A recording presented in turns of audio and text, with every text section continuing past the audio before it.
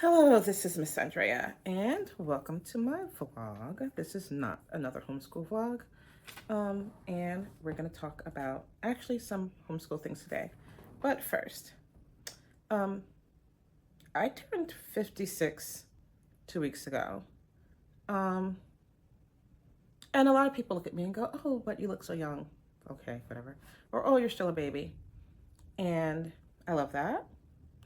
But if we're going to talk about aging and getting older.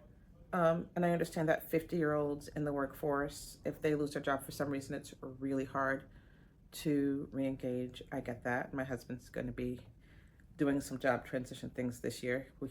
We're the same age, and so that's scary, right? But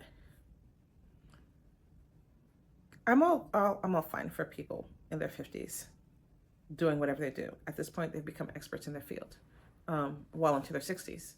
Well, almost up to 70, they're experts in their field. Um, the nature of what they do should transition, and they should be more the people called upon for their expertise than the people doing, in my opinion. That's that. But I really don't think that people over 70 should be running the country at all. Neither of them. I am for neither right now. Um, do we have options? Not that I know of. If it comes down to them, or if and when it comes down to them, do I have a preference? Absolutely.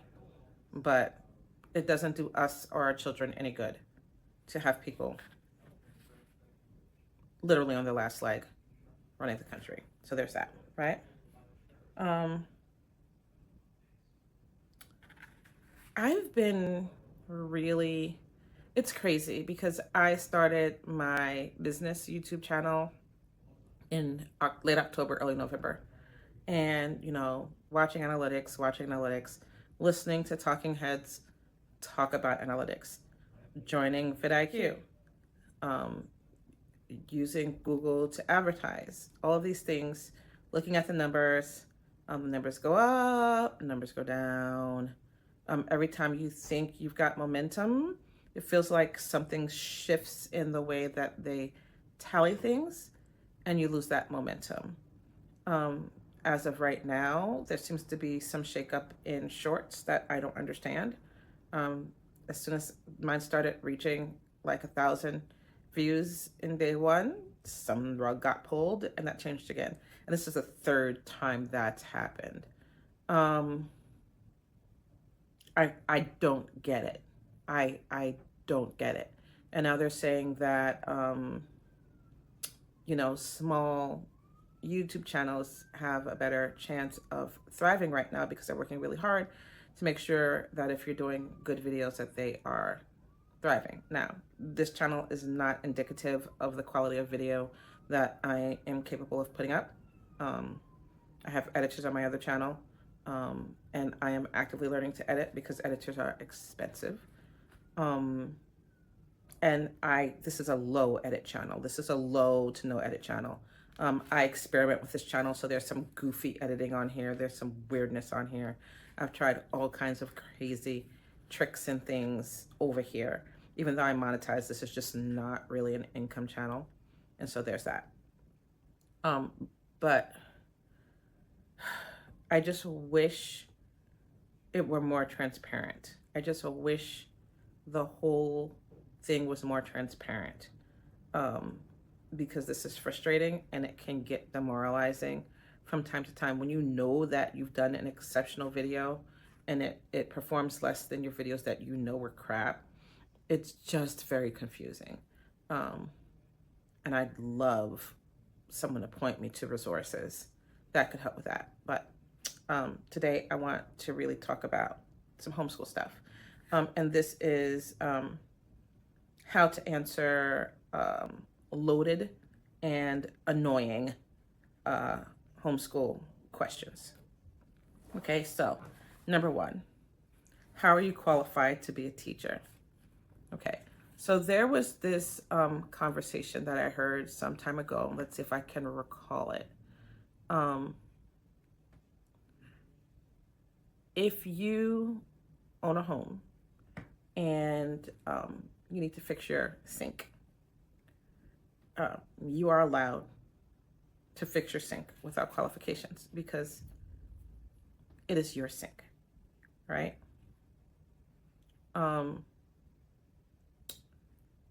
If you want to plant a garden, you're allowed to go ahead and plant that garden because it is your garden. Now, sure, there are safeguards about where you should and shouldn't dig because that can mess up the entire system, of plumbing for the neighborhood and really ruin your yard and your own infrastructure. But within parameters, you're allowed to garden for yourself. What you're not allowed to do is to go into your neighbor's house and fix their plumbing under guise that you know what you're doing. Like if you go in to help your neighbor plumb, then there needs to be understanding that you are an amateur and y'all are just figuring it out together, right? If you go to help your neighbor garden, same deal. You may have some gardening knowledge, but you're not going in as an expert. You're not getting paid to do it. To get paid to plumb or to garden, there's an understanding that you have some qualifications and certifications.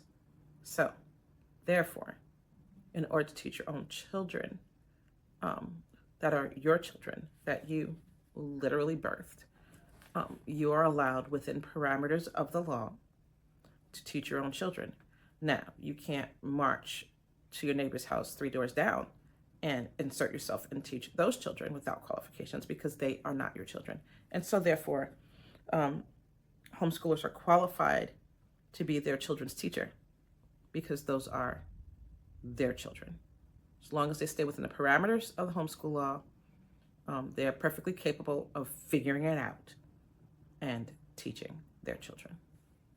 And so that's the answer to how are you qualified to teach, to be a teacher for your children. Do your kids have friends?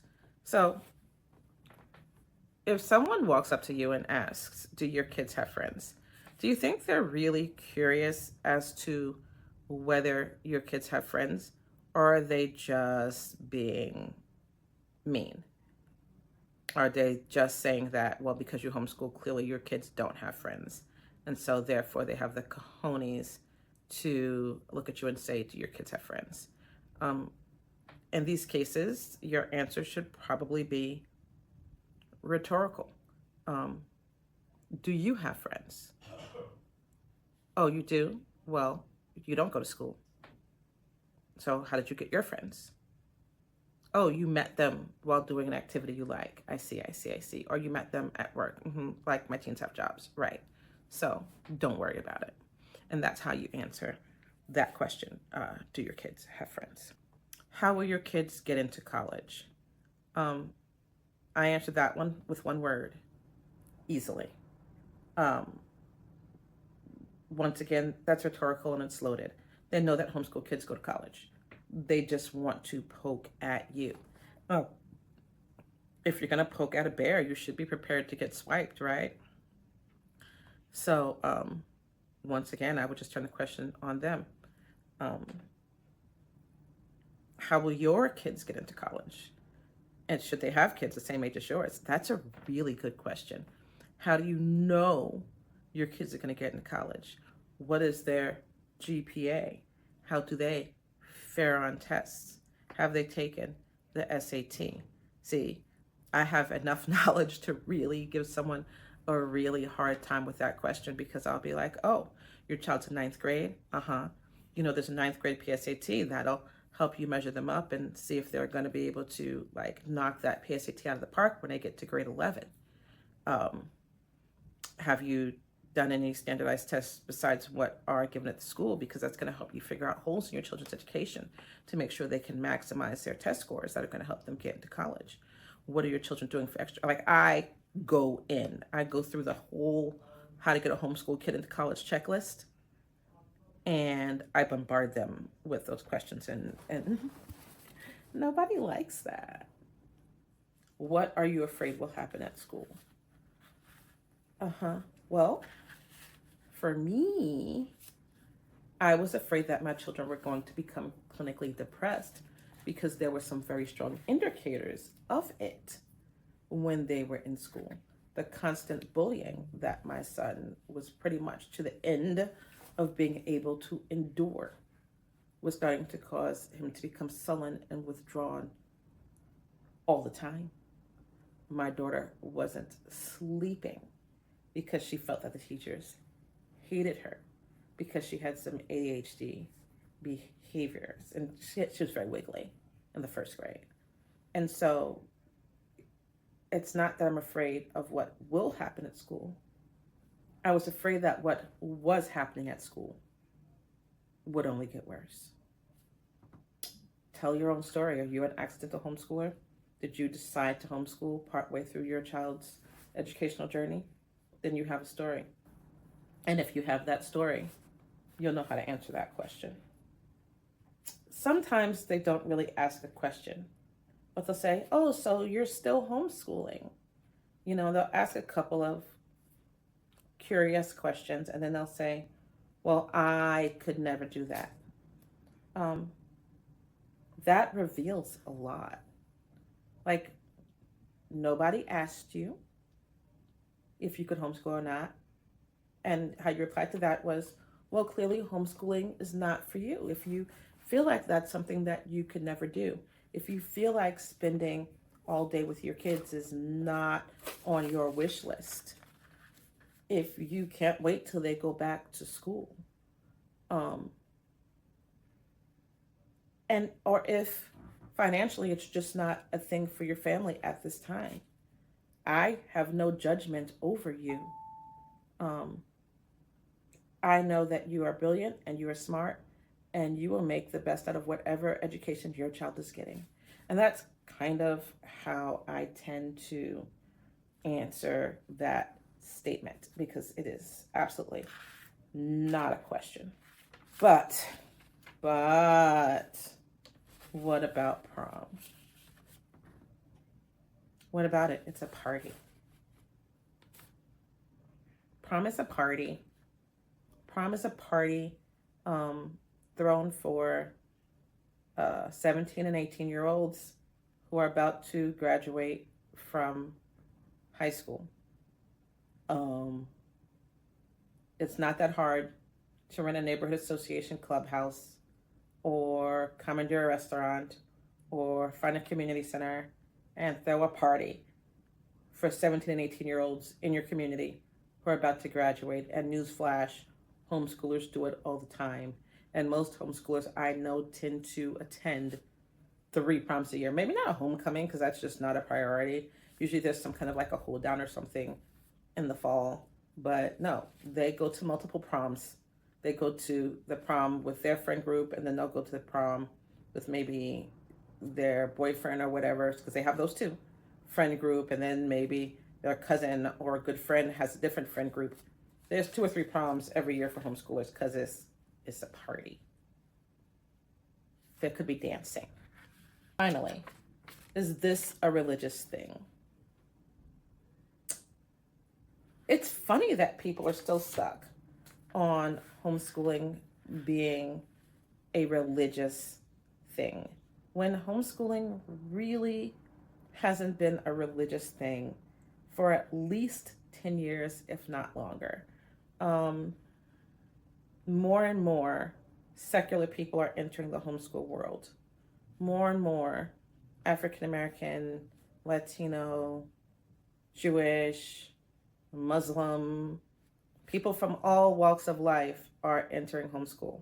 So anyone who was homeschooling just to have their children around, I don't know, say white Christians, are getting pushed into the fringe, because homeschool groups these days are very colorful and varied and beautiful and multi-religious.